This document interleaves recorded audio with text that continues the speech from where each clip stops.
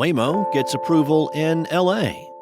There's a proposed class action lawsuit against Apple.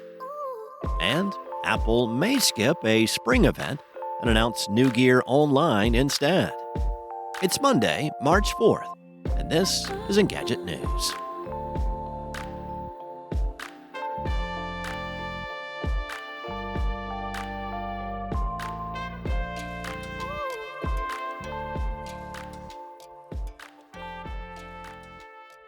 The California Public Utilities Commission has given Waymo permission to expand its robotaxi operations to Los Angeles and more locations in the San Francisco Peninsula, despite opposition from local groups and government agencies. As CNBC noted, Waymo has been testing its driverless vehicles in those locations for a while now, but this decision will allow it to charge passengers for their robotaxi rides. In the CPUC's decision, it admitted that it received letters of protest regarding Waymo's expansion from the city of South San Francisco, the county of San Mateo, the Los Angeles Department of Transportation, the San Francisco County Transportation Authority, and the San Francisco Taxi Workers Alliance.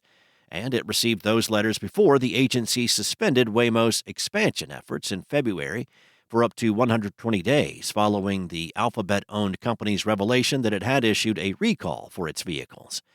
Waymo reported back then that two of its robotaxis collided with a backwards-facing pickup truck that was being towed in December last year because its software predicted the truck's movements incorrectly. The company had to develop and deploy a fix to its fleet. LA Mayor Karen Bass previously sent a letter to the CPUC stating her concerns about the regulator's decision to allow autonomous vehicles to operate in her city. A Waymo spokesperson assures the public in a statement to Wired that the company will take an incremental approach when it comes to deploying the service in LA. It also has no immediate plans to expand its service in San Francisco.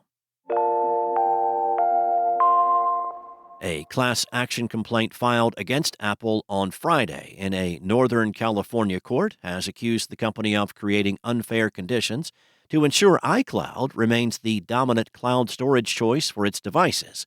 That's according to Bloomberg Law. By placing surgical technological restraints on the types of files other cloud providers can host, Apple has made it so only iCloud can offer Apple device users full-service storage. According to the complaint, this has also allowed Apple to charge higher fees in the absence of any real threat to iCloud's dominance. The proposed class would cover tens of millions of customers in the U.S., while iPhone and iPad users do have the option to store certain types of files with non-Apple cloud storage providers. There are some things, including app data and device settings, that only iCloud has permission to host. This leaves users to choose either the unattractive option of juggling multiple cloud storage accounts to fully cover their backup needs, or iCloud's full-service convenience. The complaint argues that Apple's restrictions are arbitrary and work to stifle competition. And more about Apple.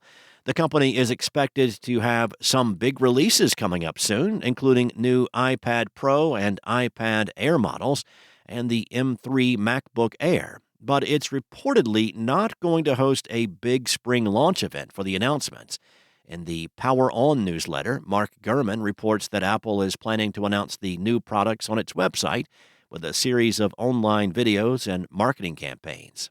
If so, that would be 2 years in a row that Apple has passed on a spring event, with this year being particularly stacked with new products. Whatever format the announcements come in, rumors suggest they'll be happening imminently. Gurman, however, predicts more conservatively that the hardware drop will come either this month or next, along with the iPad Pro refresh and a new 12.9-inch iPad Air.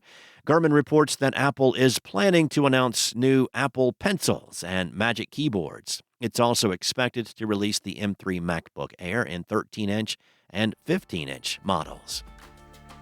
Thanks for listening. There's more to these stories and additional articles at Engadget.com.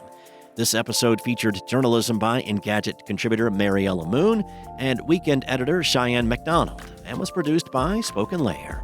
Enjoy your day, And I'll be back tomorrow with more tech news from Engadget.